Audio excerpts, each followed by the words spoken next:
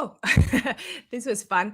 Good morning, everyone. I was here with Eliza just a second ago. Strange thing that we seem to have lost connection, but I'm sure she'll be back very soon as she gets her connection stabilized. So thank you for joining for another episode. This is going to be about English teachers kind of roasting or talking about the discriminatory ads that we see sometimes, or quite often, actually, I should say.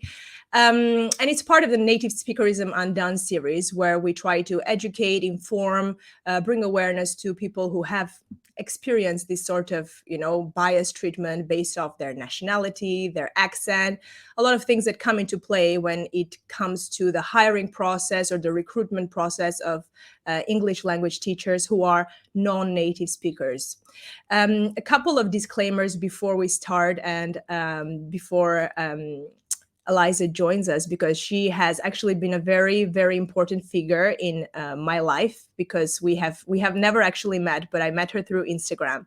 And she has done a lot to educate me on what happens in the Southeast Asian market, let's say what happens in the hiring processes, what kind of discriminatory ads we find. And what I found is that I was quite shocked that the situation was, I don't want to say worse or better, but so bad. I'll just say so bad in that context. So I feel that not many people have become aware or are still aware of the detrimental practices that are going on. But before I start this, I want to say that this is not to in any way be interpreted as an attack on native speaker teachers, because this is a dichotomy, obviously, that has been brought forward. It's not about native English teachers being better or worse. It's not about non-native English teachers being better or worse. This is just to raise awareness on the inequality in the treatment of people who are involved in the English language teaching industry. So a couple of words to just bring about this a couple of disclaimers. Let's put it this way, because I don't want this to be blown out of proportion, but I do want to name some names and call out these practices that are totally negative. So overall, I'm reading here because this is from research studies. Overall, prejudicial hiring practices based on language and race result in fewer employment prospects for non-native English-speaking teachers. And this is from Clark and Paran and Selby, 2010 and 2007. Recognizing their lasting effects in the ELT profession and the English education worldwide, professional groups and scholars, Mahmood, Golden, Recker, Eves, have called on employers to adopt hiring practices that put value on academic qualifications, experience, and linguistic competence more than language background, nationality, and race. Another disclaimer, language and accent-based discrimination is one of the few remaining forms of openly practiced prejudices which do not attract a sense of social stigma. This is from Collins and Clement and Libby and Green, 2012. So it's really important that we are aware of these practices and how they are detrimental to our profession. And that is why we're trying to bring more awareness to this. And again, this is in no ways to be interpreted as non-native teachers are better, native speakers are worse. This is not the kind of conversation we'll be having today. So Eliza has joined us. So let me introduce her to you. I already probably she didn't hear because she was offline for a second. But hello, Eliza. I just introduced, I spoke about how we actually met through Instagram and how you educated and gave me a lot of information about Whew. We're going to be going through this a bit. Oh, there she is. I'm sorry, we're experiencing, I guess, a bit of connection problems. Let me see. Are you with us? Yes, I am with you. Hello. Okay, hopefully we'll manage to stay connected, but yeah, we might have connection problems. If so, I'll just continue with the live. There's so much to say. I could talk about this for days, but I was just saying that we met through Instagram and you educated me on what happens in the Southeast Asian market in terms of Yes. language teaching. Could you present yourself to the viewers who might not know or would like to know your background? Sure. So my name's Eliza, and I am currently in India, but I've worked in different countries around the world since 2009 as an English language teacher. I've also done language development, curriculum development, instructional design, and I also am very interested in mother tongue education. And I currently am not working, but I do a lot of projects related to Malayalam, which is a language from Kerala in south of India. And this is a topic I feel really strongly about. And I was really glad to find Mary's page because working in Asia for many years, I've seen this kind of discrimination, and working with other non-native speakers teachers, I realized how much extra hurdles are within their workplace and within finding jobs and things like that. And as a hiring manager in Vietnam, that really put it into complete focus for me. And that just has completely just made me want to speak out more. And when I saw that Mary started her page, I was like, great, we have an outlet for this. We have a name for this. We can say what it is and how it's discriminatory. So I'm really glad to finally be sharing the platform with Mary. And I think today we're going to have fun, but it's about a serious topic. And I think it's great that we're going to be able to just see how absurd this whole thing is. Yes, because I feel about like when people bring about awareness or when they talk about this, they're kind of like automatically seen as the oppressor. But it's about calling out this unfair treatment. And it's so important that we voice our opinions in the matter, because otherwise we're just looking from the sidelines. Sometimes even having our own, we have biased opinions about ourselves, our identities, and how good we are. And so that is totally detrimental to our practice and our identity and our being in general. So when you find that courage and you finally have these uncomfortable conversations with the people around you, it really brings about a shift in the mentality, both in yourself and in others. It's not an easy thing to do. I don't think that it's something that comes, from one day to the next, but you should feel like slowly things should be shifting and you should be getting into that, point of view or that perspective that you're actually doing people justice, and not only the non-native speaking category, but in general, all the profession. That's what you're doing when you're talking about these things out loud and bringing awareness. So Exactly. without further ado, so let's go to the fun part of this bit. And I have some slides prepared on this, and we'll talk about all these issues just by looking at what is out there. And I have taken examples from, I hope, a variety of ads and recruitment kind of criteria that we see out there. And I would like to bring your attention to this. And these are all public. This is no way, I didn't need to hack into any system to see these things. So this is what we see online, out there, advertised to the general public. Okay. And also the people, another thing we have to say that it's not only the teachers viewing this, but it's also the students and learners and parents. Everybody is seeing this. And that brings about a whole other shift in their mentality when they think, okay, if native speakers are advertised to be better, then they must be, right? And so that there comes the whole idea of we want native speaker teachers. And that's how a lot of language schools kind of justify their asks. Okay, so let's go. Okay, here's the first one. Let me change the layout a little bit so hopefully you'll see better. This one, I'm starting with this because I used it to promote our live today. And so you have obviously seen this one, but the others are totally new to you, or maybe you have seen some of these. Right. So this is the Instagram profile for the CELTA course, the online CELTA course campaign for 2023. Right. What do you think about the images here? Eliza? It troubles me because CELTA itself is very much a well-reputed program for teaching English. Like when my husband wanted to get into teaching, I said, do your CELTA before you do anything else. And for those who don't know, CELTA is basically a entry-level certificate program that really gets you interested in teaching English, understanding methodologies, understanding grammar, understanding language analysis. And they're using advertisement tactics here that look like the cheap TEFL Groupons that you see online that people just tick a few boxes and then get a job that they can go teach in another country. And I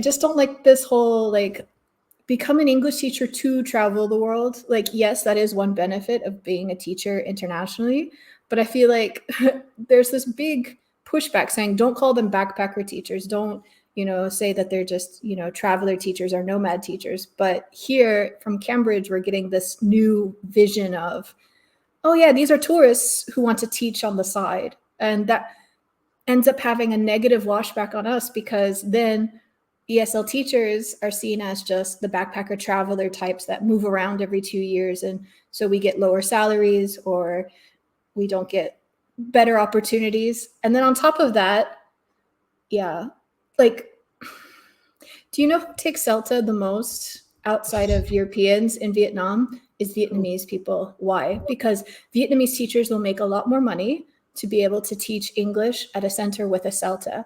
And I feel like Cambridge really missed the opportunity to market toward local teachers who want to improve or have an international credential. Here, I just see what we would consider Americans or Britishers or Westerners, like that typical teacher profile. Instead, why not have more local teachers? Why don't we see Vietnamese teachers? Why don't we see Indian teachers? Why don't we see other teachers that really can benefit from having a CELTA because they suddenly can make a lot more money than what they're doing right now in public schools in their own country? So Absolutely. It's just the marketing is directed towards native speakers who want to travel. And I feel like it brings about also, you said it very well. And it's like, again, detrimental to the practice because it's like you never even wanted to become a teacher. This is like something else that you can do while you're traveling, and as you're traveling you're paid for. And it's just so wrong in the concept of this is not how teachers are made. But I also advocate for, I did my CELTA course in 2016. I found it super useful. I was just really upset to see the campaign, the ads being like this. Honestly, I was a little bit, I think this is a new thing because it never used to be like that. I went back in time to look at their advertising before, and I hadn't seen this type of ad. I guess this is just a new way of attracting. Well, like I said, a lot of people who want to do just traveling first and teaching as like a means to travel, they, like I said, they're taking these cheaper courses, these online courses, and they use very similar advertising tactics. It's travel the world and teach kids, no degree required, kind of a thing. And CELTA has a better reputation than these for good reason. But at the same time, it's like, what kind of people are we, like, what kind of a profile of a teacher are we going to create having marketing campaigns like this? And how is this going to affect the mentality of teachers within the schools that we work in if we're getting people who are mostly just, looking for an easy way to fund their travel and not necessarily. And then also in the course itself, it may get difficult because I know teachers who have taken CELTA, and then as soon as they get to the language analysis stage or, where things get down to the nuts and bolts, they just quit the program or they stop attending courses because they're like, oh, this is not what I wanted. And it's like, totally. So it's and actually I liked it as well because you're like in a room, there are about 10 teachers who are training normally with you, and then you kind of look around and some native speakers are gain awareness right there and then because this is their first introduction to teaching, like with non-native teachers. And then they look around the room and they ask themselves, how can a non-native speaker know so much about a language that is foreign to them and be maybe getting even better marks or things like that? And it just, I think it dawns on them for a second that they're not the only people who can actually go out there and teach, because it's not it's not a given. I think when you enter the profession, you start to see these things, and it's just an eye opener. I remember I was totally blind when I did my CELTA course. I didn't have an MA in language studies yet, and so I was totally like oblivious. I had a bachelor degree in communication studies, but I had never thought from that perspective. And so it was really like, okay, we're all in this together, we're in the same room, and yeah, in fact we can be together in the same room and all want to have the same profession. So it was, I think, you have to be exposed in this type of context to kind of question yourself. Okay, why is this one way or the other? Okay, let's go to the next one. So I'm just going to show you this. So this is, we're hiring ESL teachers needed to teach in countries like Japan, Korea, Taiwan, Vietnam, Hong Kong, UAE. First requirement, native. Yeah. Preferred teaching qualifications, which means it's not necessary. It's just preferred. Like, I love something about this live right now, because Eliza and I swear to God, we did not consult on this. She's seeing this for the first time, and she said, I don't want to see any of the ads. She just saw the first one because it was on the poster that we had.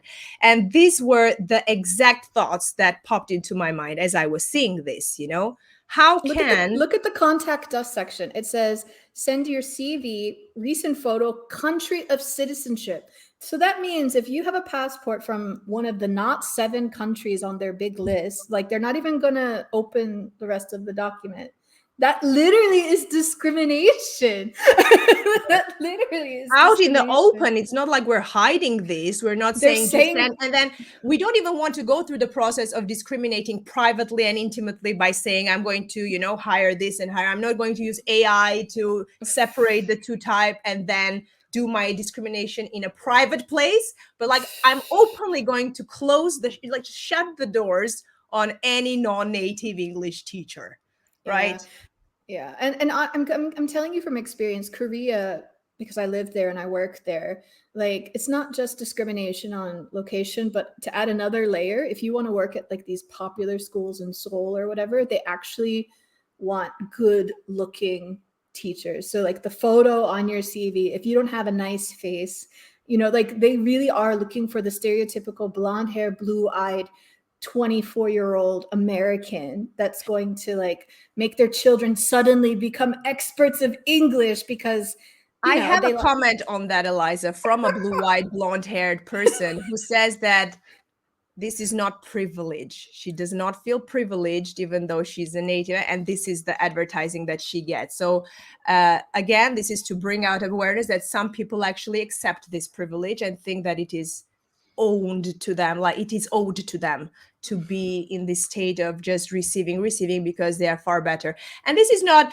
I think that I don't want to openly criticize these people. I just feel that they should be looking at it from a perspective of like, they should cancel out their identity, take themselves out of the equation for a second and think that, an accident of where you were born or in what country and how you look cannot play such a huge part in getting a job. I have a very specific reference. When I was a hiring manager, I had someone who was called a Viet Kieu, which is basically someone who is of Vietnamese origin, but grew up in the States. So this guy has a US passport. He graduated from a US university, blah, blah, blah, blah, blah. He was applying for a job with our school. And the head of operations said to me, well, we already have a Filipino teacher. We don't want too many Asian faces in our classroom. Wow. So again, native speaker is a flexible word that's used to, it's not even about native speakers. It's about what you imagine a native speaker to look like. So if they, for some reason, look Vietnamese, suddenly they're going to be like, oh, I don't know you. I don't know where you grew up. I don't know what is your first language, but I'm assuming by your looks that you're not going to be able to teach me English as well as someone who looks like me. So yes. It's real. It's absolutely real. Yes. I want to show, because I'm looking at the comment section, and thank you so much for joining us. Sampriti Datta said something very, very interesting about the backpacking teachers we had in the previous slide. And I'm going to just display her comment here. I think the bigger question is, how will it affect the quality of teachers, backpackers, who who are being recruited into school systems and how it will affect the language abilities of the students they teach. It's quality versus prejudice. No prizes for guessing which will hold up in the long run. RIP quality learning. Exactly.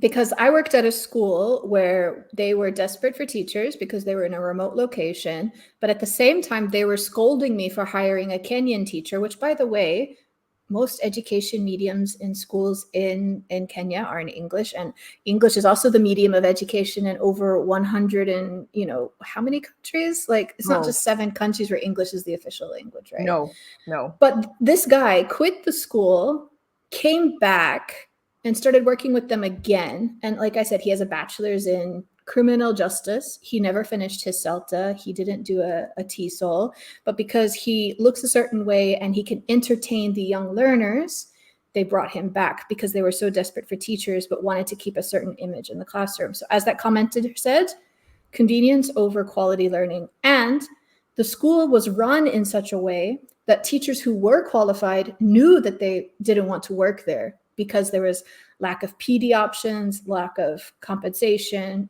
living in a remote area, this and that. So the good teachers would leave within a few months, but the lesser experienced, lesser qualified teachers who just looked a certain way stick around. So they're basically being rewarded for, accepting lower pay, accepting working conditions, and also not being qualified to actually do the job. Totally. Because they wouldn't expect to be treated in a way like teachers would, because they never even expected to have that career. And someone might look at this and say, well, they're saying native English teachers, they're not saying native speakers. So this could be just a matter of fact of wanting a teacher who is native. And so I went the extra mile to find this actually being said in the comments. Again, this is public. I think we have problem with connections again. So I'm going to remove for a second Eliza from the video. And so you can see this actually even better. Hang on a sec. Okay, so I'm having a hard time reading it. It was very small and I used Canva to do this. So it says here, interested, Stephen Simpson says this is public. So I'm just bringing your awareness to it. No way an attack on Stephen or Melissa. It says, interested, I am British, I have a CELTA and many years teaching experience, but no degree. Are there any positions open to me? And the answer is yes. Please forward me your resume to SL Jobs, blah, blah, blah, Melissa Vegas. So I kind of feel like this is just the proof, the proof is in the pudding, that this is just advertised to anyone who has the minimum, because the CELTA, even though it's a great course and everything, we see the advantage of having a CELTA, but the fact that someone can enter job opportunities without a degree in education and just with a 4-week course says a lot about these things. Eliza, I don't know if you caught this. Someone said, I'm interested and I just have a bachelor degree. I don't have a bachelor degree. I have a CELTA and many years of experience, but no degree. Are there positions open? And the person said yes from the recruitment. So if anyone was doubting this to be like discriminatory, there you have it. It's not about being professional. It's about just having the right nationality. Sometimes, or more often than not, we could say that, right? So next one, are we ready for the next one? Yes, we are. Okay. Like, it's right there. Okay. Like, they just it didn't take me like I did stay up because there was such an array of things I could have selected, but this one kind of, this is a school. This is just for native speakers. They don't teach you to teach if you're not a native speaker. Like, only native teachers can get into this program. And I'm going to remove myself so people can see what I have made, what I have kind of underlined there for a second, and then you can comment. I'm going to leave this to you. Just roasting going on here right now. It's just, so their goal is to improve English exposure and ability to schools across Jakarta and throughout Indonesia. So basically, they want to charge money or they want to create a program that's lucrative because of the fact they import teachers. This is not new. This is something they do all across Asia, especially Southeast Asia. English Today native speakers' primary function is to provide the highest quality native speaker English teachers to private international schools. So yeah, basically it's an in-schools program. We have these in Vietnam, we have these in Korea, and it's just like the school themselves can't afford to import a teacher, so they hire a company to do it on their behalf, and the children feel that they, like, in some ways it does have benefits. They get to meet a foreigner, they get to meet someone from a different place and talk to them about, you know, life and culture and things like that, and they get that opportunity. But this is clearly just like, yes, you should invest in our program because we have native teachers. And you know what often happens in these programs is that if they can't get an American or they can't get a Canadian, they'll get someone from Russia or Belarus or these other types of places, qualified teachers, and just pass them off as native speakers because, again, we come back to this idea that they look the part. And you know, I've spoken to teachers in my director of studies class where this woman was Polish, but she had to pretend she was Canadian the entire time she was working. And even if she saw students outside, she was constantly thinking about how she would sound. She had to worry about her accent. She had to keep up this front. And it was very stressful for her. But yeah, my husband, when he was working with a Korean program, he's of Indian origin. He's from Kerala. And they told him first to change his name from Arjun to AJ, and second to say that he's British. And my husband's like, no, I'm not going to do that. So I'm glad he said that because not many people do that. I admit this. I criticize people, but I say that I was the first person to have been in that situation, and I didn't lie about my identity. I just concealed it. They told me not to say I'm Armenian. Not to say, because I come across as with an American accent, so I was okay to teach. But just don't say where you're from. Like how terrible is that, right? Like looking back, I've been 14 years teaching, and I'm thinking, wow, I accepted that. Like, you know, so I want to just make sure, like, we're not coming from a judgmental place. You might be doing this, but also we're in a world where just for marketing purposes, people change their names, like Francesco becomes Frank, and, you know, Maria is Mary, and things like studies on this where, you know, people will send in the same CV twice, and one has a more ethnic or foreign name, and one has a more, like, if it's in America, like a good old American name, right? And the one that has the more common name gets the callback, right? So I understand why non-native speaker teachers may do this as a way of, you know, they have to do what they have to do. So it's really just disgusting on the employer's part to participate in that and to push for that and to say, actually, yes, you should change your name. Or is it okay if we just call you this? Your degree's from the UK, so why don't you just say you're British anyway? You know, like this kind of a thing. So I'm not going to go after people who practice this themselves because they're trying to survive and get through the job market. But I do acknowledge that it really is the HR and the employers that kind of try to coach these applicants to do that. We don't even question it because we think that that's a normal thing. Like, I was totally oblivious that this was wrong. And then flash forward like a year ago, I got a call and it was over the phone. I'm really sorry to ask because I know this is not something that I should ask, but what's your nationality? To give you a job. And I said, well, if you're so sorry about asking this question, and it is discriminatory, by the way, I don't even want to work for your school or whatever it is that you're going, because you know this is not to be done. And here we are talking about it. And to justify, she's like, because I'm in Italy, oh, I just need to know if you're Italian, because our clients don't want an Italian person teaching to Italian students. And on Instagram, a lot of Italians write to me saying that in their school, they're not allowed to speak Italian, like not allowed. Right. Just so that they can prove a point that their English is great. But then they find native speakers who are consistently using Italian to help them, you know, teach, because it's so valuable when you can speak two languages just instead of one. And there is this fear of, oh my God, I don't want to be, you know, I don't want to. It's like seen as a flaw that you are using a second language to help you teach, when we know that it's not the case. It's one of those things where it's like, we have that joke online, like, what's trashy if you're poor, but classy if you're rich? Well, in the case of ELT, it's like, what's substandard if you're non-native, and what's standard if you're native. So like if a white person in the classroom from America uses their limited knowledge of Spanish grammar to help a Spanish speaking student learn English, people will say, wow, she's including L1 in the classroom as a way to help her students feel more comfortable.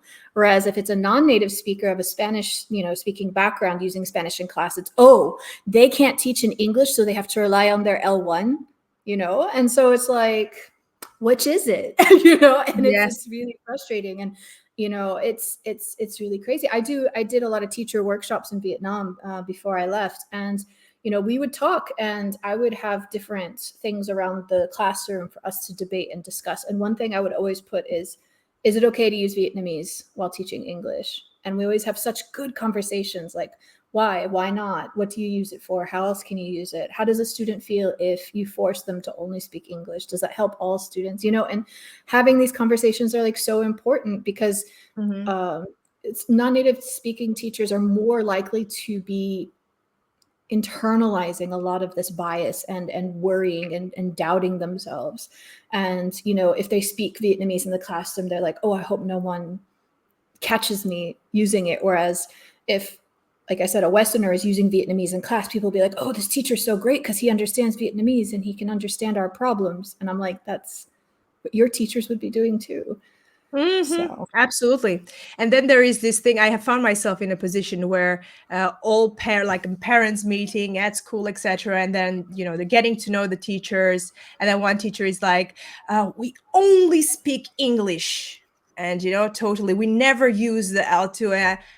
And I thought, okay, this is my chance. I speak any I can even even if I have French students in the class and I might know the word in French, I'm going to say it. And it's like, you see that expectation in the parents, because they feel like they want to like immerse their children into that, but it's so discomforting. As someone who has always been placed in a different school in a different language, I felt lost so many times because I just couldn't understand anything.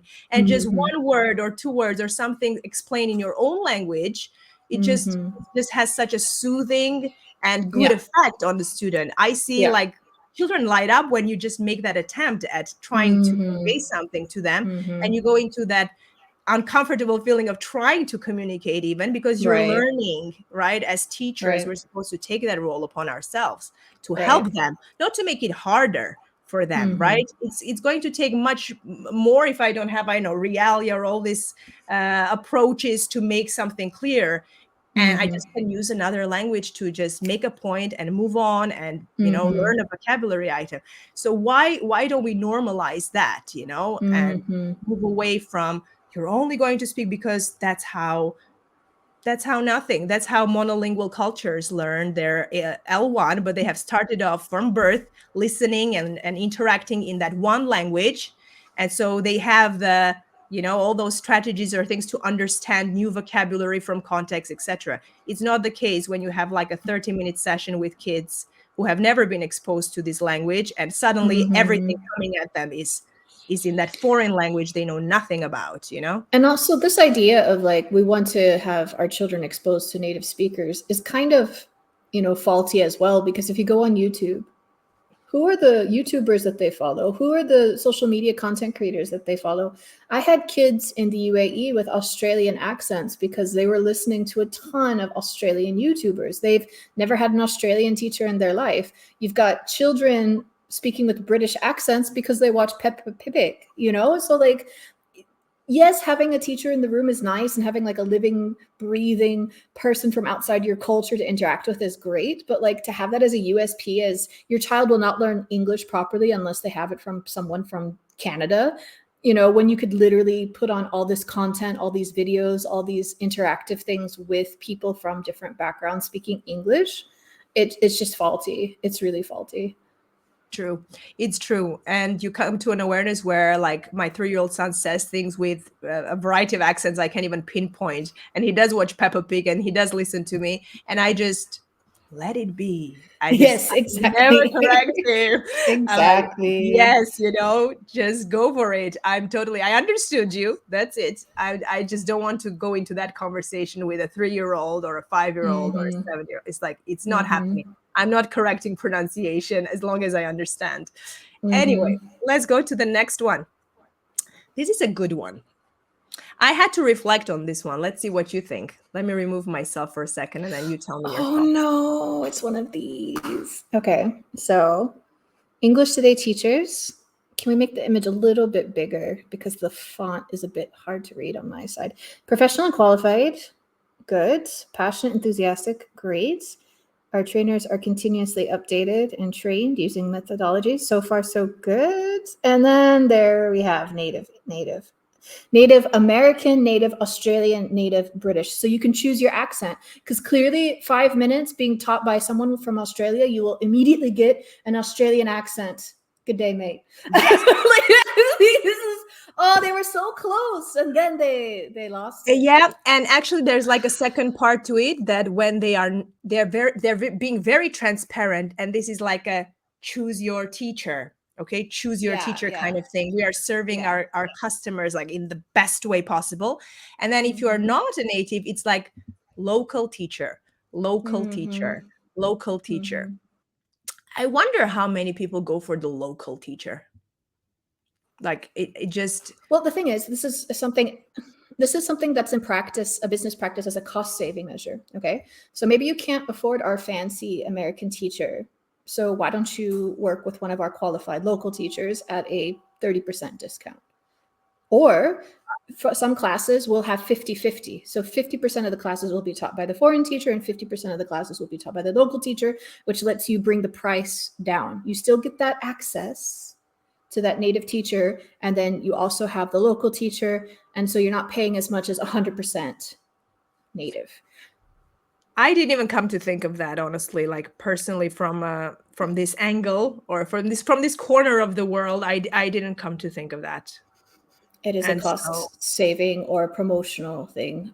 You see it in a lot of practices in Vietnam. Like I shared one on my personal page a while back where just openly on Facebook, it was saying, here's teacher A, American, some years experience. This is her rate. Here's a Filipino teacher with a degree in education and so many years experience. Here's her rate, which is about 20% less. And then here's a Vietnamese teacher with a band 8 IELTS and a teaching degree. And this is her rate, which is 40% less. So it's like choose your teacher and choose your price. Oof. So it's literally just right there. And that's terrible. But it's terrible. The thing is, from outside, we see it as terrible. But in Vietnam or in these other countries, it's just seen as business as usual. It's like, well, of course. Normal. And they don't even question why. They've learned to accept it. And it frustrates me to the Vietnamese teachers the most, because if you work as a public school English teacher in a Vietnam school and your salary is like so much per month, if you quit that job and go work as a teaching assistant at one of these language centers, your salary is going to be almost the same. But you're a TA to a foreign teacher and running around doing like admin versus being an actual full-fledged teacher in a school, because that's just how the market works. Because that's people are putting their money into these private cram schools, tuition schools, whatever. And if a regular state school teacher wants to make extra money, they have to run extra tuitions out of their house and things like that, which in some districts is not allowed anymore, but it can still be behind the scenes. It's really crazy, just the amount of extra hustle and work that local teachers have to do to even come close to making the salary of a foreign teacher or a native teacher. Mm-hmm. I feel like all these stakeholders need to get an education or like a regulation, because in Europe, this is seen as discriminatory. This is from Indonesia. So I guess there are no laws in place there to protect any sort of discriminatory practice against this. Quite opposite. I don't know if it's still like this in Korea, but in order to get a teacher visa, an English teacher visa, you must be from one of the 7. South Africa, Australia, New Zealand, Ireland, UK, America, Australia. We're going to talk about that as well, because I have a slide on teacher assistant programs. Yeah, because it's like because it's like you can't get onto the school if it's written into the government itself. What are you going to do now? So it's really frustrating. Let's go to English, Cambly. I feel like why should I? Because I was like, should I leave the bird out, not mention Cambly? I'm like, why should I? I mean, this is how they want to market. So native speakers listening, you have another opportunity here. You can still go and like I'm actually advertising them per what they think is a good advertising campaign, right? So there you have it. And I'm going to just make this, I try to make it bigger. I'm so terrible at this. Oh, sorry. I just went on forward. I'll try to make this a bit bigger somehow. No, didn't manage. I'm so terrible at this. I didn't know. Okay, it says there, actually, someone gave a sort of like how can I a testimonial, someone by the name Charlie who wrote like a blog on this and everything. And Okay. he said, here's my rundown on what it's like to sign up with Cambly and the positives and negatives of doing so, which I wish I had been prepared for before I started. And then in bold, she writes, it's quick and easy to sign up with Cambly. There is no interview and you don't need a teaching qualification or degree.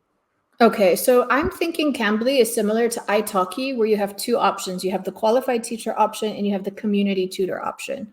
And with other languages outside of English, this is useful for people because when I was studying Malayalam in the beginning, there weren't many qualified teachers, but there were the community tutors, and I was able to access the language through that. And I guess Cambly probably has a similar thing where you can have the community, you just want to chat with someone kind of option versus the qualified teacher probably has a higher hourly rate option. I'm making that assumption for this. What does this do? I totally agree with you, but what does this do to the student who goes to this? And this is the majority because, as you said, it's more accessible, it's more user-friendly, and this is the messaging that comes across from their their ad for joining this platform, this online platform.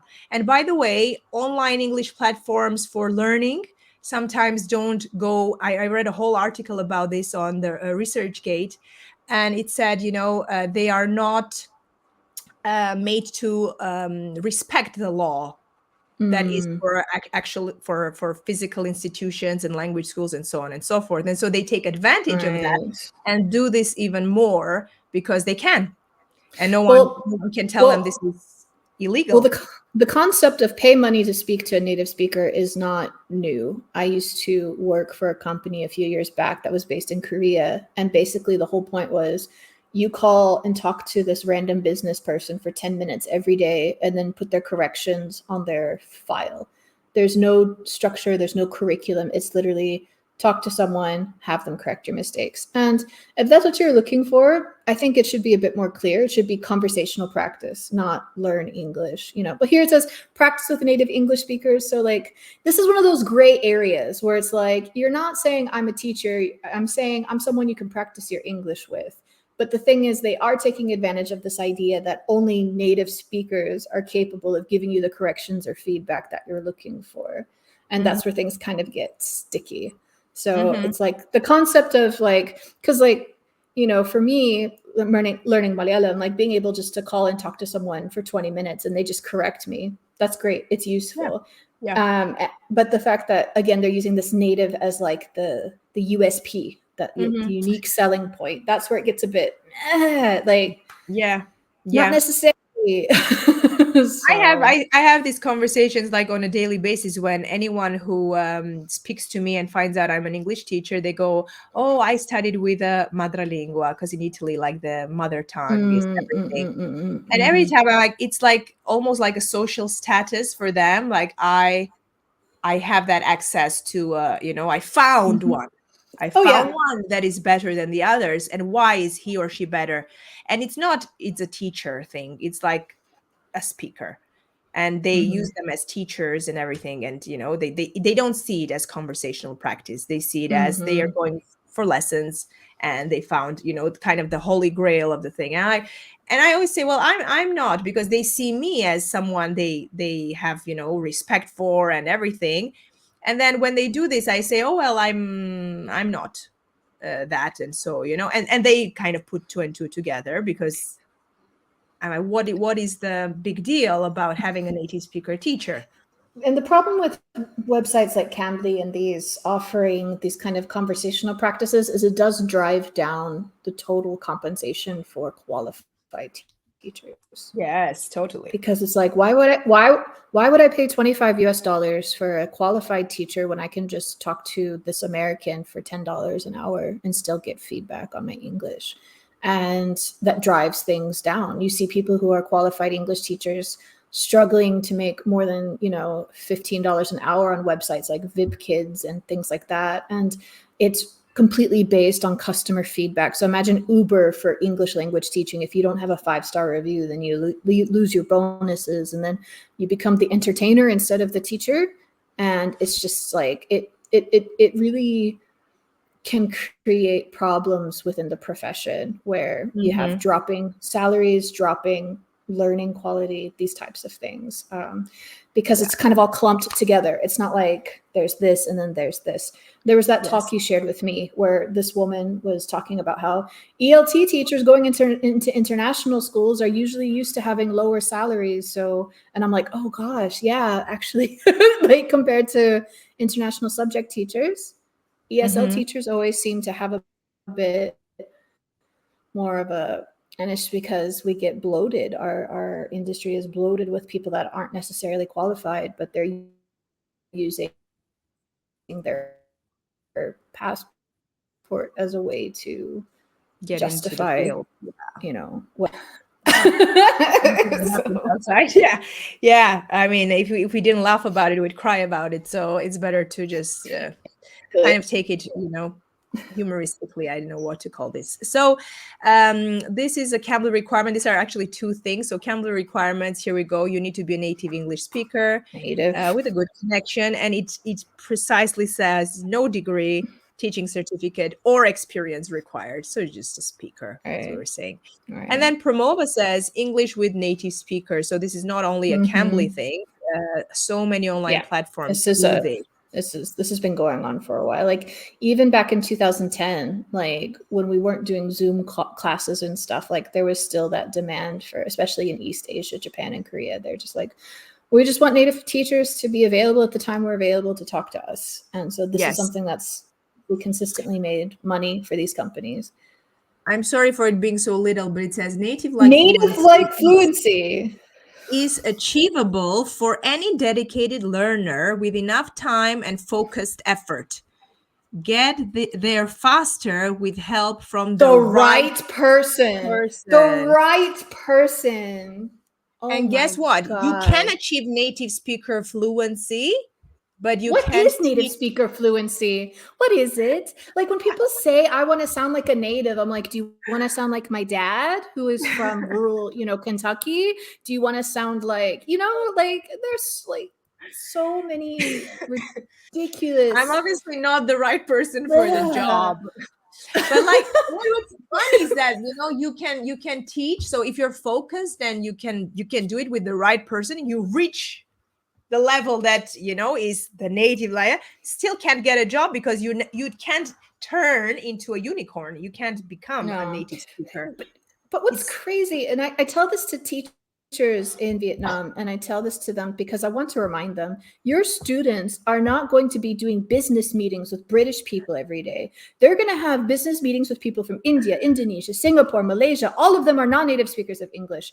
You are all going to be able to understand each other for your own different accents, own different ways of speaking. And guess what? It's been statistically proven that if non-native speakers are talking in a conversation, they can follow each other fine. But then a so-called native speaker enters, and because of the way they speak or the style of speech, communication starts breaking down. So it's like, you really want to get to that point of speaking English where you want to have all these idioms and euphemisms and all these things just to blend in. Like, where is this coming from? And I mean, it's coming from a lot of things, of course. Americans are really generally tough on people who don't sound like them, whether it's the Spanish-speaking community or other immigrant communities. So yeah, you have that internalized, I need to assimilate in order to be successful. But then there's also culturally, like within the culture. So like here in India, speaking English is a prestige thing. So it's like, if my child speaks English, they are doing better. They're going to get a better job. They're going to do this, this, this.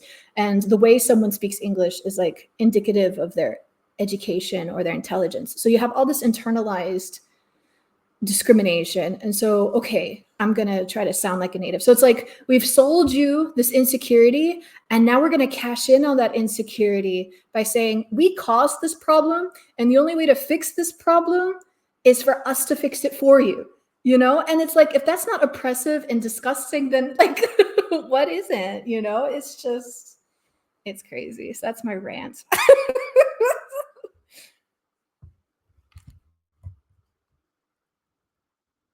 My microphone was on mute. I was saying that it's so true what you're saying also on like the intelligence, right? If you're speaking with an accent and it's all about the social status, it's about affordability, can you actually go the whole 9 yards, etc. But like you can start having these conversations with young students as well. I did my testing on this like 2 days ago with 10-year-olds. And, you know, you have to question the biases in this industry and in just the learning factor, because students like 8, 9, 10 years old, they are already ashamed of their accents because they have been told by their parents these things that they see are true, or they have been, you know, brainwashed, and then they're brainwashing their kids, and now their kids are having trouble with communicating in the second language because they don't want to sound like they are foreigners, basically, or they're not native speakers, whatever that might be. And it's just so, I mean, from a teaching point of view, like being in a classroom where people are shy to speak because of their accent, I mean, you just see the negative effect, really, you know, when we focus on the learner perspective. And you think that it's only adults who go through this. No, children are, you know, silencing themselves for these reasons because they hear this to be true. I mean, children go through that age where they want to assimilate with their friends. They want to be similar to their peers. So if there's anything that makes them stand out, they tend to avoid that, right? So if they're getting told your accent sounds like this or your language sounds like that, they're going to change themselves. You know, when I was 8, 9 years old, my stepmom made fun of me for my Southern accent. I used to have a very strong rural accent, and I got rid of it because I felt like people called me stupid or people called me dumb. And that's my own L1. And, you know, it's like, oh, you have that regional accent. So, you know, you must be, you know, this and that. And I got rid of it. And now as an adult, I'm like, I'm sad that I did, like, because that was part of who I was. That was part of my identity. And that's fine. So then you translate that into L2 anxiety. You know, I have to speak English, but it's not enough just to speak it. I have to sound like X or I have to sound like Y. And it's just terrible on kids. And so you have one of two. It leads to also, sorry for interrupting, you're making such relevant points, and I'm like relating to that so much because it leads to like when you know a language but you passively know it, so you're never an active user of the language. And I had that same experience with Russian, and I'm not blaming my parents for it. In a way I am, because actually they made me aware of that I was not using maybe the right word here and there, and so I stopped using it altogether. And they would speak Russian, I would reply in Armenian, and vice versa. And sometimes when I find someone who is a Russian speaker, if they're close by, I will never attempt to speak Russian. And if I'm alone, then I will, because I feel like their judgment really is heavy on me, and I don't want them to criticize it. And they're really positive even now, but it's like it stayed with me that when I was young, they kind of corrected me so much on it that I never wanted to learn Russian from them or speak Russian to them or speak Russian near them. And it's so bad, right, when that happens, because I just feel judged. Yeah. And so it's just passive. I'm like, I understand Russian. I'll never speak it when you're around, but it's totally fine.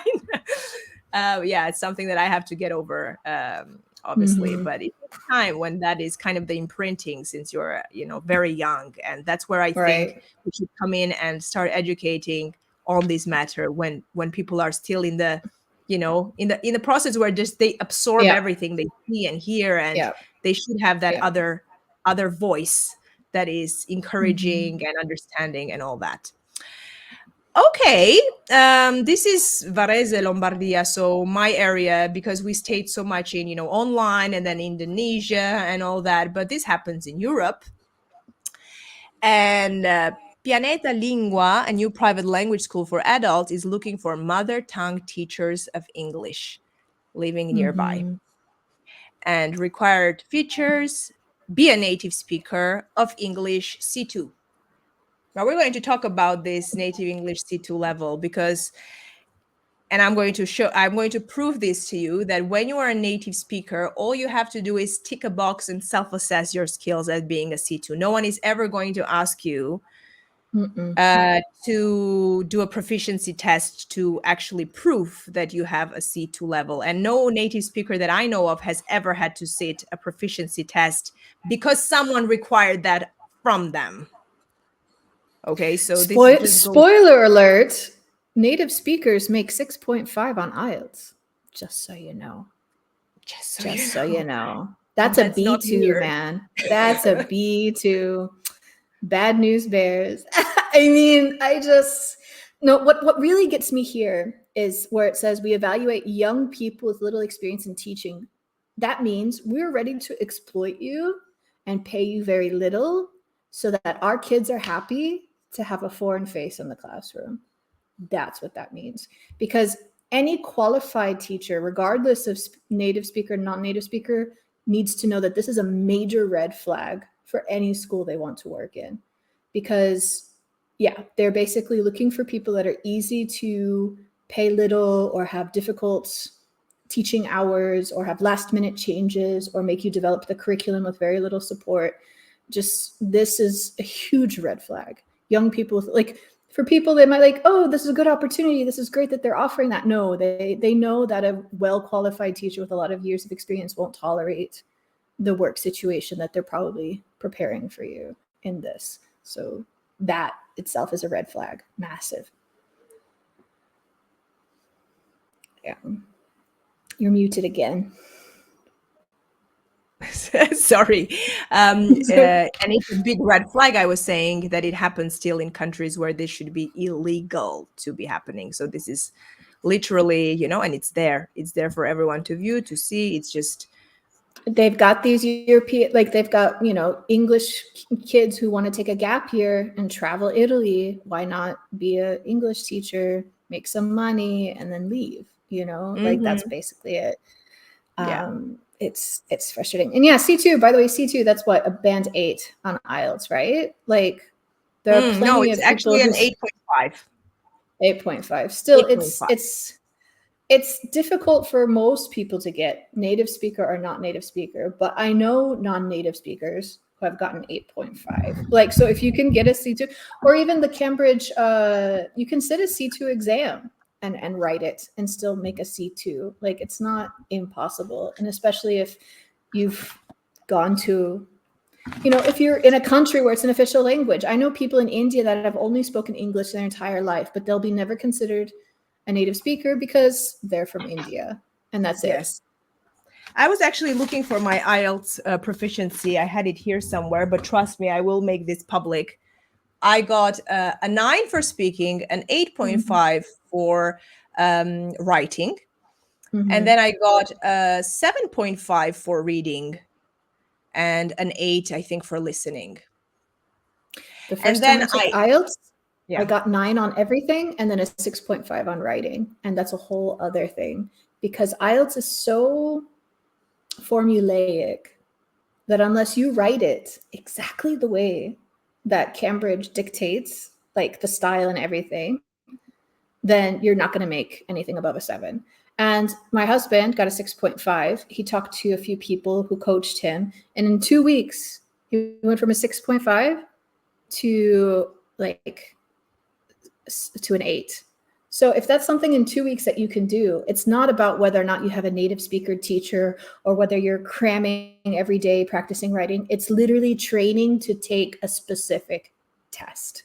And so people who can't afford to take the test over and over again, because IELTS is not cheap and it expires every 2 years, they're not going to have that benefit. And so it's about 250 euro here in Italy to sit the IELTS. Yeah, and And I it's want to say that too, that after 2 months or 3, I don't remember, I took an interactive testing for English, and I got C2 across all skills. And so I confirm what you're saying. It's all about ticking the right boxes, etc.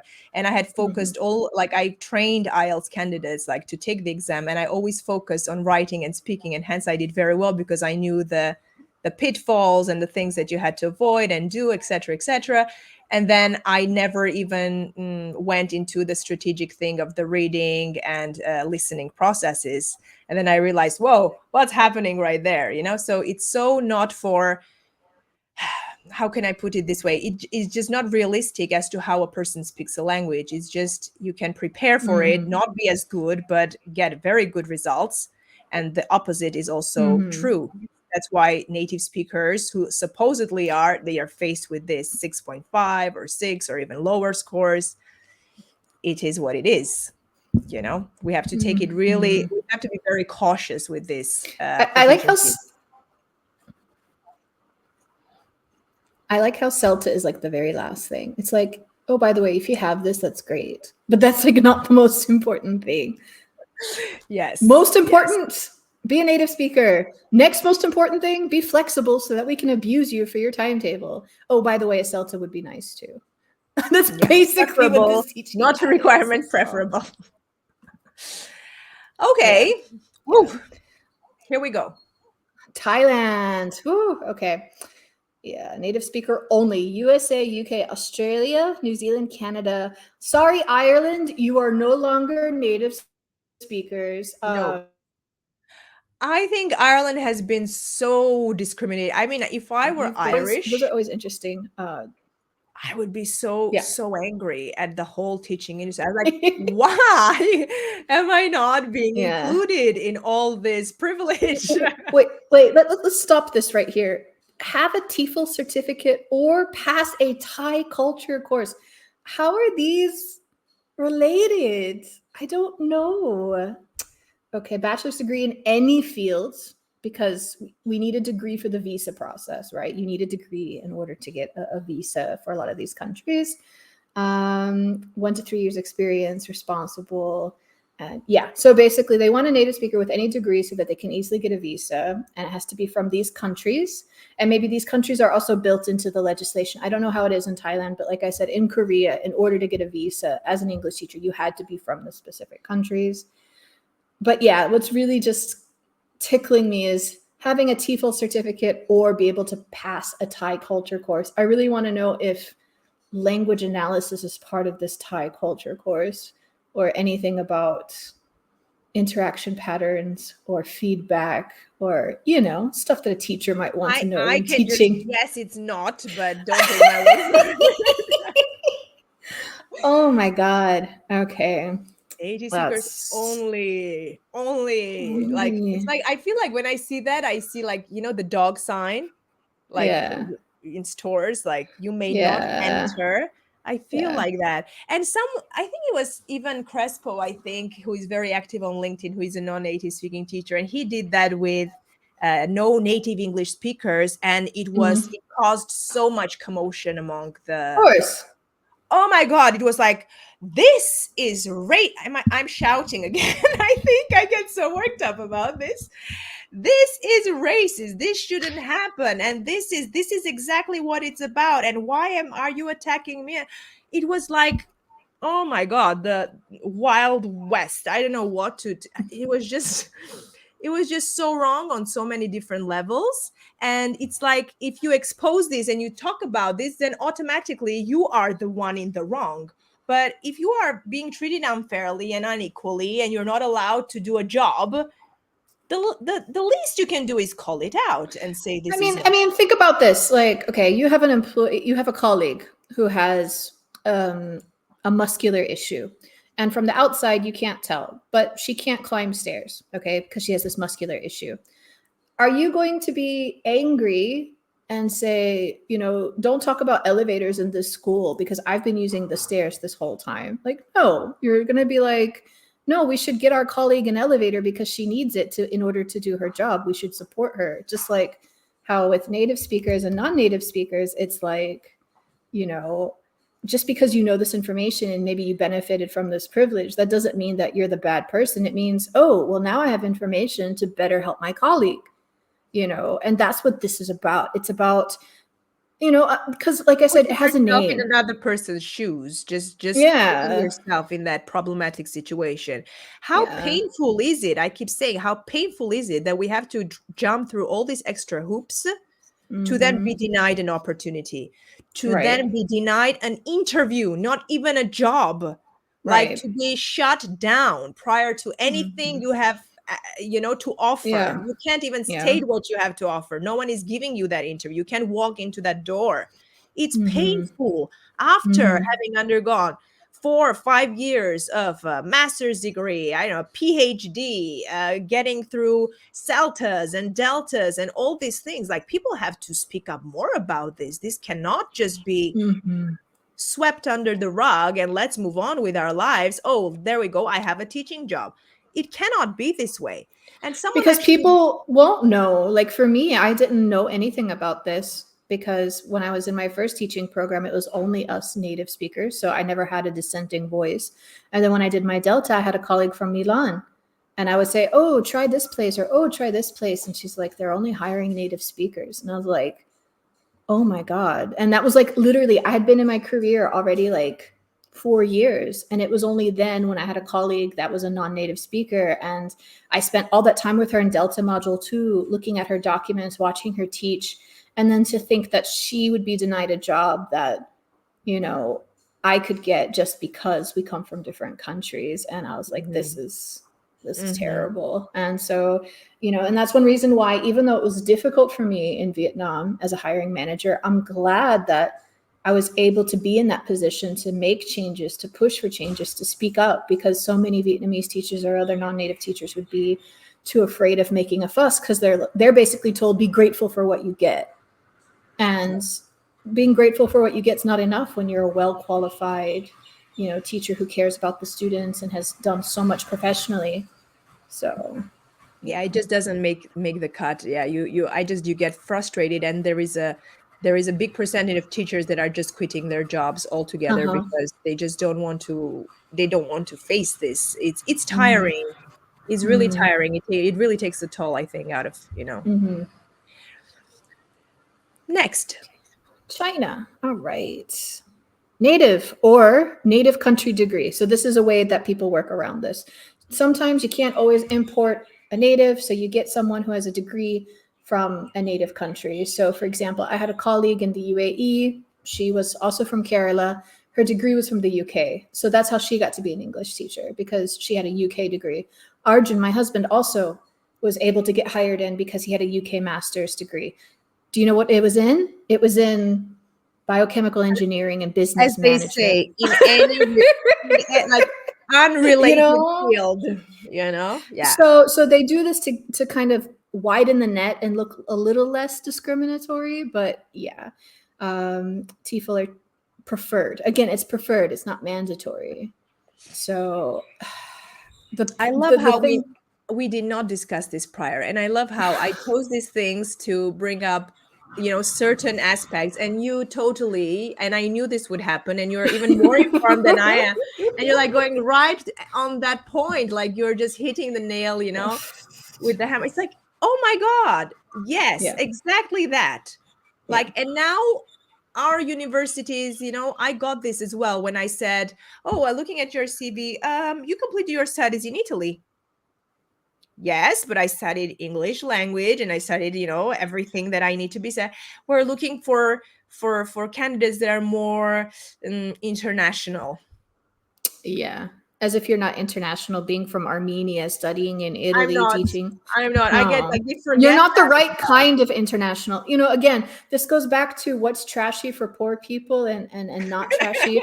So like, if a white person, or an American, a white American, travels to England and studies in Spain, this is more international than someone growing up in India and working in the UAE and studying in Qatar, right? Like, they're and it's so funny. And it's so funny, like the CELTAs and Delta I did in Spain. And like, is that international enough? No, because Spain obviously doesn't qualify for international. Like, it's not another country for Italy. It's just like a close cousin. So we won't, like, it's very weird. It's so strange. Yeah. Yeah. Moving on to the next one, because I want to go to British Council. I wrote an article boy. about the teacher. Yeah, I know. I mean, British Council has a very important name in the ELT industry, and I use their resources for teaching. They have lovely things. And then there is the teacher program. Am I eligible for the English language assistant program? Okay. And then check the criteria, etc., etc. Okay. And then be highly proficient in English. C2. Okay. And then I'm going to remove myself so you can see. Okay. Be aged 18 and over. Yes, for work reasons. Lived in the UK a minimum of 5 years. Is this a language bias? Is this a culture bias? Is this a residential bias? I have to step in and say, I love you so much for just saying that. I'm like, okay. So now living in a country for a tot amount of time, I have lived in an English-speaking country, which is Kuala Lumpur, for 3 years. That's where I learned English. And then for about 9 months in San Diego. That's about all the access I had to English-speaking countries. And these are assistants. These are not classroom teachers. These are assistants. Yes. And sometimes I'll tell you the reality here in Italy is that these assistants come into Italian schools and they are seen as, oh my God, like gods, like the gods that wow, we finally have someone and they can have a job, like they can cover classes for like an hour in each class per week, let's say. And what it does personally, like I've seen it, I've done my secondary education completely entirely in Italy, is that the classroom teacher is seen as lesser than automatically, and the classroom teacher has gone through 5 years of studies, teacher qualifications, all this type of pasta Tinder to get there, and then you have this 18-year-old with no, unrelated to anything, yes, secondary education, coming in the classroom and taking the merit for teaching or being a lecturer or being This is something you see throughout Asia as well. Like, I'm really happy that the company I worked for just before leaving Vietnam was trying to establish good relationships with the local teachers. That's why we were doing the workshops, to kind of have that camaraderie. Because a lot of teachers, when their schools outsource these native teachers to come into the classroom, there's a shift in dynamic, which you just described, where suddenly the class teacher is the authority for like grammar and vocabulary. But when it comes to speaking and writing, suddenly this person from the UK is the authority on what sounds right or what looks right, or, all this other stuff. And it takes a lot of work from the contracted school to kind of break up that divide and say, no, like each teacher is valuable and they're not more or less than the other. But that takes active work, or else it kind of automatically falls into that mindset, like, ooh, fancy foreign teacher, they're going to be the one helping me sound better in my English. Moving back to this, it really surprises me because British Council, like Cambridge, for example, Cambridge exams, if you are an A2 speaker, your teacher only needs to be a B2 speaker. Okay, that's the requirement. Like honestly, if you are a B2 level of English, you can teach up to A2 level of English, and totally, that's absolutely fine. Oh, say it louder for the people. I've been saying this. There have been people who don't know the ABCs literally, and they have requested to have a lesson with a native speaker teacher. Like, how does that come about? Like this can be self-study. You don't need anybody.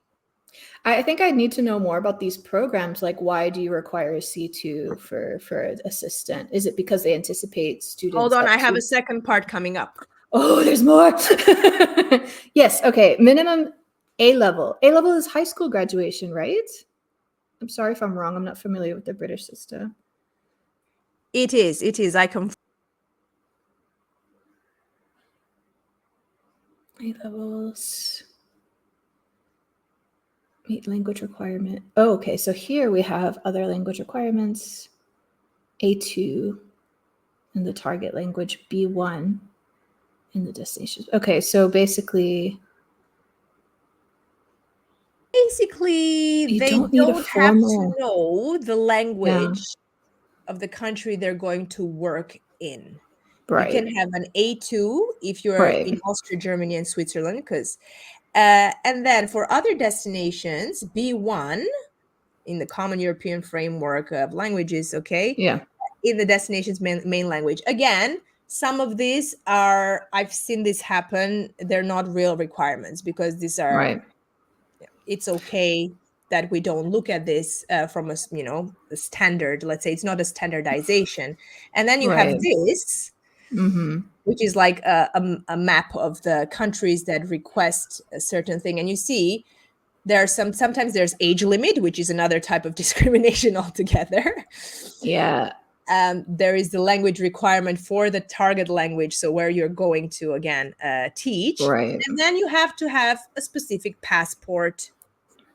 Now, again, age limits may come from the government because certain visas are issued to people within a certain age frame. Yes. So that might be beyond the school. I wanted to clarify one thing. An A-level, is that a high school diploma? I'm not familiar with the British system. I think it's secondary education. I can research it right now as we speak. So basically, you don't need a degree, but you need a 8.5 in IELTS to teach as an assistant. And if you're getting an A-level, like if you're 18 years old, like, I don't know, I met some teachers I met some volunteer kids in Vietnam from Germany that were doing English language assistance in class. And they were basically 17, 18, but they were teaching in these classrooms. And again, I'm like, well, I guess because you're German and you look a certain way, it's easier for the schools to just accept you as the English teacher. Whereas if we brought someone in from, I don't know, a UAE or Pakistan or something like that, they would be a bit more like, I don't know if you're the right fit for us, kind of a thing. Yes. So I confirm A-level. So if you're in Italy and you're watching this, it's the Italian equivalent would be to complete your secondary education with a score of 95. Okay. Yeah. So that's high school. That's high school. 18 years old. Yeah. Yes. So just, they call here maturita, 18-year-old exam. Yeah. The requirement.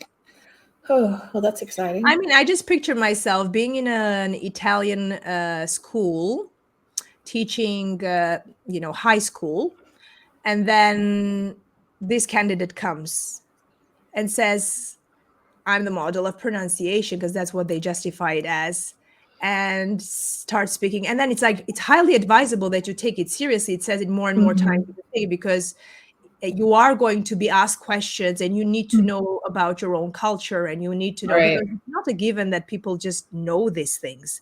Like I honestly, when I think back, I don't know how much I knew about anything at 18.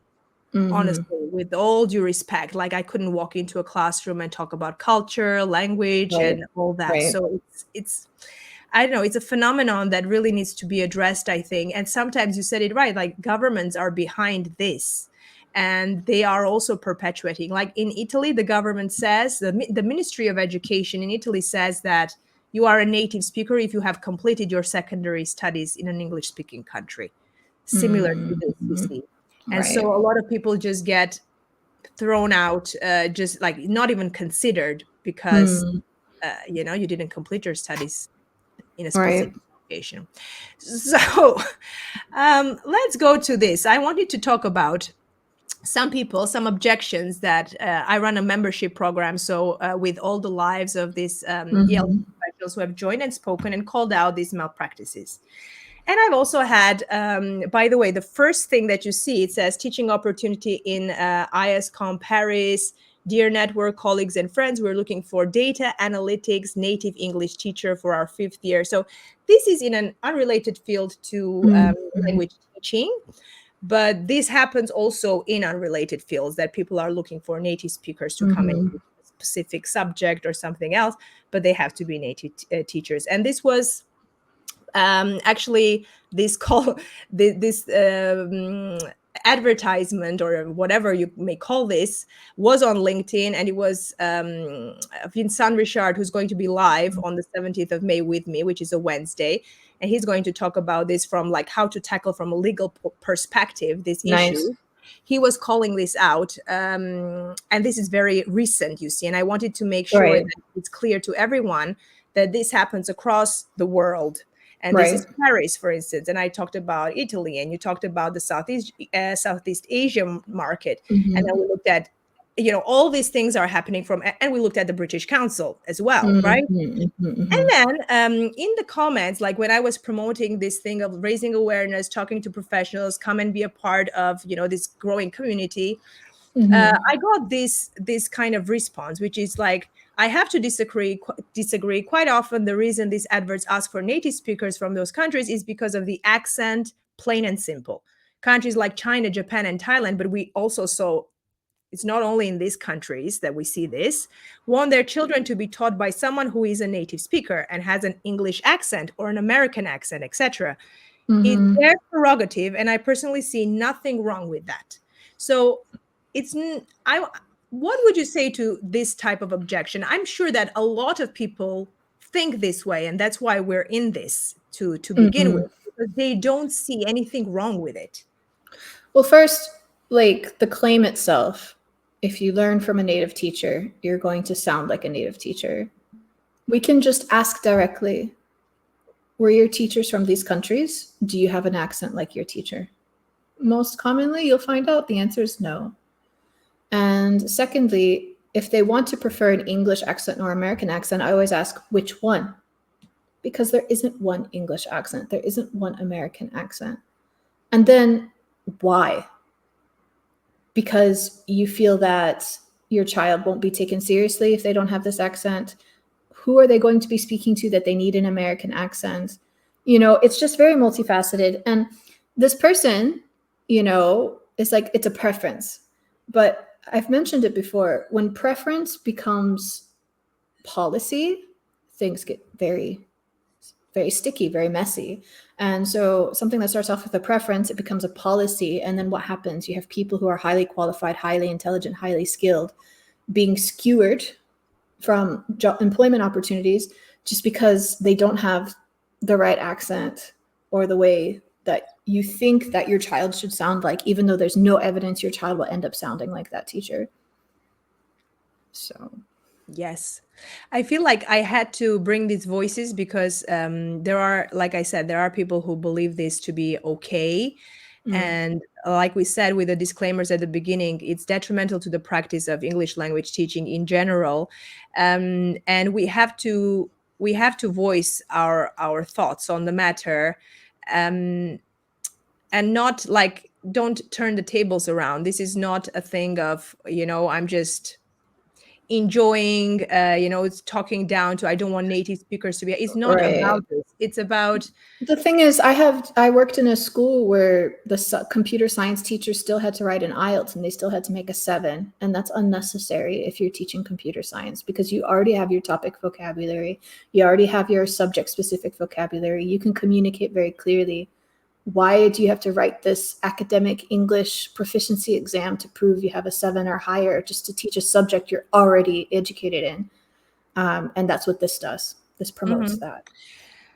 Also, on an unrelated note to this, I feel that when people come into the places where people are finally voicing these matters out, and then you are these issues, they're voicing that there is a discomfort, there is something wrong that's happening in the ELT world, and then you put your name to it, like, this is again a public comment that everyone can see, it's still there, nothing has been erased, nothing has been. And even though a whole conversation went on in the comments, this stayed kind of there, no one changed their opinion on it, right?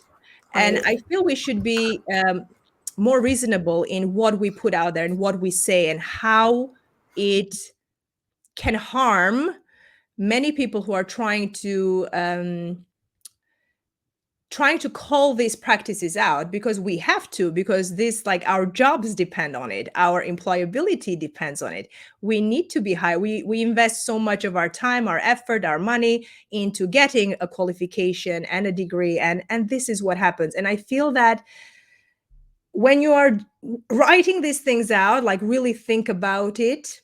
Think about if it's nice, kind, respectful to your peers and colleagues, and take ownership of what you are saying and what you are implying there. And I have one more, because this is another thing. It's in no way a personal attack. I wish for these people to actually reach out and say after this live, hopefully, that they have changed their minds, because a lot of people do change their minds. And I think that is a sign of courage. It's a sign of bravery. It's a sign of looking past their preconceptions and beliefs that they might have had. And that's what really ultimately I'm trying to achieve here. We're trying to achieve here, and so many people are in this together.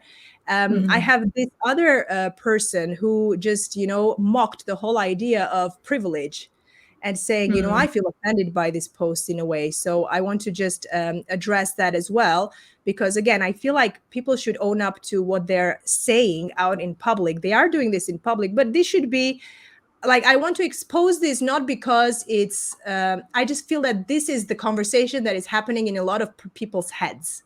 And it's not just this one person, it's the array of people that think this to be true. And that's why I want to address this. So there we go. She says, I only recently joined this LinkedIn group, as I assumed it was for like-minded ESL professionals to exchange ideas and our shared experience of teaching ESL, English as a second language, around the world. I get a very strong undercurrent of native speakerism from this post and the ensuing thread, and have to admit, it makes me wonder if this group is appropriate for a privileged native speaker teacher like myself. So again, I'm not calling out, like, I have privilege, you have privilege. Why is it so hard to admit that because of your accent, because of your looks, you are given opportunities? The least you can do is admit to it and move on from there and say, okay, why should I be privileged? Should there be a privilege to be had in this profession, when we're not looking at qualifications, we're not looking at degrees, we're not looking at experience, we're just looking at what she then stated, being an Irish passport holder and blonde native speaker of English with blue eyes who teaches ESL in Germany. I feel discriminated by this post and many of the comments in the thread. And she's like winking. So, she's turning the tables around. I have a very high command of the German language from 26 years of living here. And this is the telltale fact here, right? She says, but I would not in a million years offer my services in teaching after 26 years, probably because she is not a German language teacher. But I feel like she turns the tables around on herself saying that, right? It's like the opposite of what she just professed against. Like, well, she basically implied that just because you speak a language for so many years, it doesn't mean that you should teach it. And it's like, yeah, it's like, so being a teacher would allow you to teach it, right? This is the point. You can't just speak the language and then say, I'm going to teach it. But then she's saying that she has benefited from the privilege of looking and sounding and having the right passport, right? And I feel like, and it's not about the privilege at all. People in general, if you point out something that's unfair and people have benefited from that unfairness, they immediately will feel that I am the bad person, or they're making me look like the bad person, and I'm not a bad person. And so now you, the poster, have to manage my feelings of discomfort, my feelings of discomfort. Like, you've made me uncomfortable with this and I don't like it.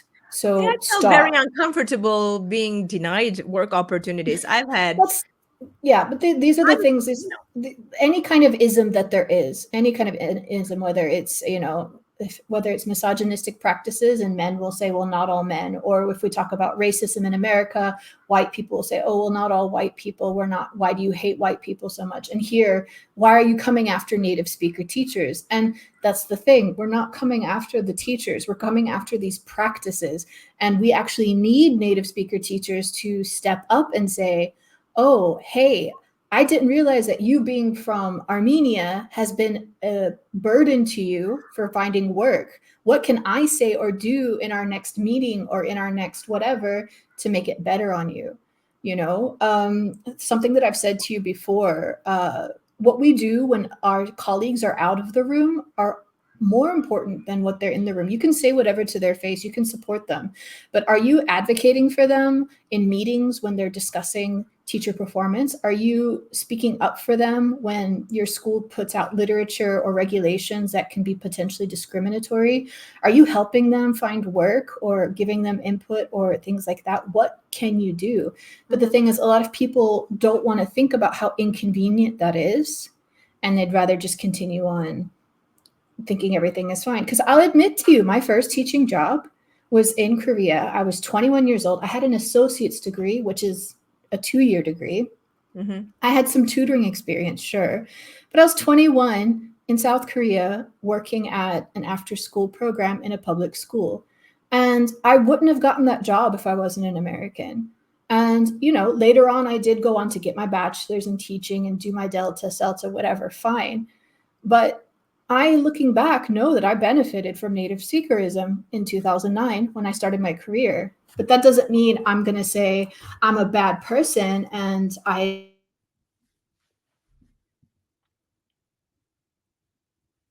I've lost your audio, Eliza. I don't know if anyone else can hear you.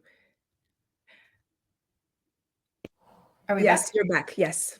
So basically, yeah, it's like I'm not going to sit here and, you know, act like, And oh, it's not bad to admit to having had a privilege. It's actually the awareness of having had it or still benefiting from it, and that should make you want to speak up more about those who are obviously not seen as like. And I can exactly. tell you, I am privileged as well. Just because I sound like I sound, people perceive me to be a native speaker, and just because of that, I think I wouldn't have had any of the job opportunities I've had up until this day, this very day, had I not sounded this way. And that Right. is so wrong. And obviously, if I talk to an American, they can't pinpoint where I am from because there is no this accent. It's Right. individual to me, you know, and this cannot be an excluding factor Right. from the hiring process. It cannot be, and it Right. shouldn't be. No. But the thing is, if you are a native speaker teacher and you find yourself in a position where you can make change, or like myself, I got into management and I started pushing, I started asking why. I started asking the administration, why do you want to hire this certain person? Why is this person not okay? If this person is okay, why is this person not okay? Why are we offering this, but then giving this person this much, you know, and doing things like that.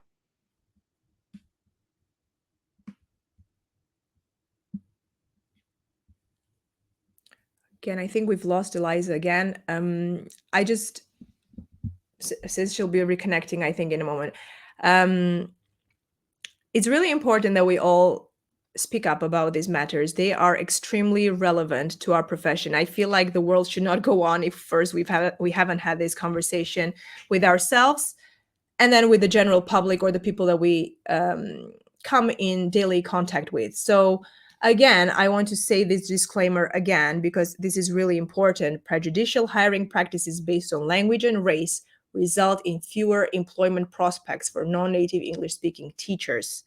Recognizing this lasting effect in the ELT profession and English education worldwide, professional groups and scholars have called on employers to adopt hiring practices that put value in academic qualifications, experience, and linguistic competence more than language background, more than nationality, more than race, which is a social construct. And we have to move beyond this to be better.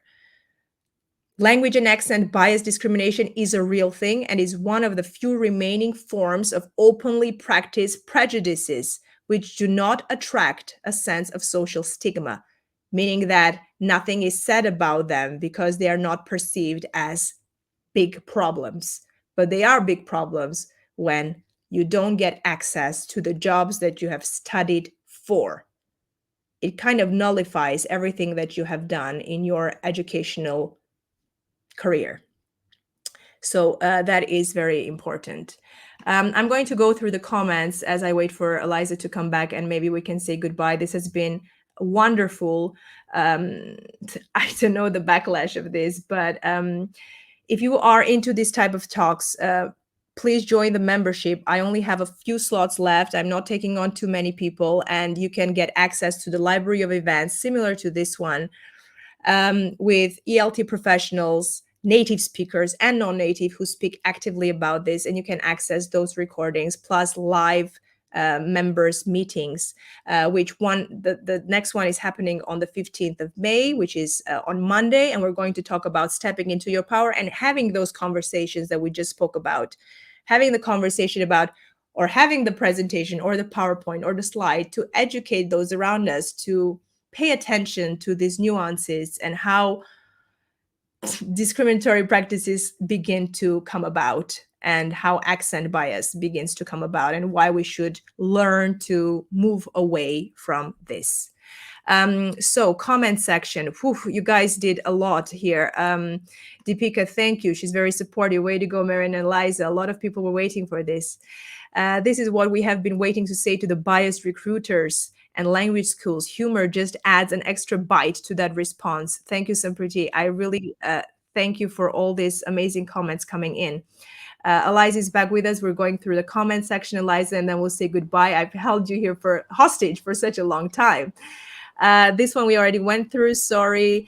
Then Jimena Judy says, I'm at the hairdresser's as we speak, and she just told me that she wants to send her kid to a summer camp, but the teachers have to be native because they really know how to teach. I live in Spain, by the way, she adds. Just they're born into the skill. And then I know. I'm just going. We had a lot of comments. I think this was like the comment section went on fire. Something tells me if a non-native teacher with a CELTA teaching experience with no degree made the same comment, this was about they wouldn't get the same reaction. This was the one that said, "Oh, it's okay if you have nothing. Like, just send us your CV." I want to get a shout out to Deepika. She runs this really great page called Acquiring, and she does some excellent work. And she's just a really great, lovely person. Yeah. Lovely. So thank you for coming in and giving your thoughts on this. Yes. Again, Sampriti Data, let me bleach my skin pale and dye my hair blonde as a legit upskilling exercise. Oh, wow. I think that what you're talking about, normalizing the call center culture, or giving nicknames to non-natives to camouflage them and justify low pay rates. Oh, they do this in outsourcing all the time. Like, yeah, it's really bad. The case of English in India is a whole talk on itself. Like, it is just so, it's intense. It's really intense. Mm-hmm. Anna Jovic is a member. There are ads looking for teachers with near native and native-like accents, which are just euphemistic terms for native speakers. We should also be aware of such ads. They are also guilty of discrimination. Absolutely. Yes. They hide behind this. Like, I have an impression, she adds on, that employers are reducing the requirements just to get white Western teachers into their classrooms. If they required a degree in education and the right qualifications, they would have to hire local teachers because they wouldn't be able to find enough natives meeting these requirements. And local teachers, they don't sell classes the same as native teacher. It all boils down to racism. Native speakerism stems from racism and native speaker saviorism. This is a really interesting point, native speaker saviorism, because this is something that I've always said in Vietnam. I said in Vietnam, I believe that if we train teachers and work with local teachers, they should be able to teach so well and do everything in a way that they don't need to import other teachers. And there shouldn't be a need to import teachers. No, it would make it so much easier. It's like we're trying to do all these things where we could properly form, train people, and then be proud of what we have formed and what we're putting out there, and be happy with experienced, qualified teachers doing their jobs. Why is this such a crazy idea? I don't get it. Well, I do get it, unfortunately, but. And what if you still have a foreign accent after completing your secondary studies? Are you still native speaker to the authorities, or do they strip you of this title based on the wrong accent? This is interesting because I have an American friend and she's Indian by birth. She became an American citizen and she attended school in India. And she actually has a discriminatory email from HR basically saying, don't send such candidates for this post. So even though she had an American passport, because she had an Indian degree, they still consider her a non-native speaker. And again, it doesn't come down to what your first language is or what country you're from. It really is optics. And most of the time it's racist. It's 100% racist. Thank you for saying that. Yeah. Now, masters and PhD holders will now work as TAs to high schoolers who work with a vocabulary that ranges from like and stuff, whatever.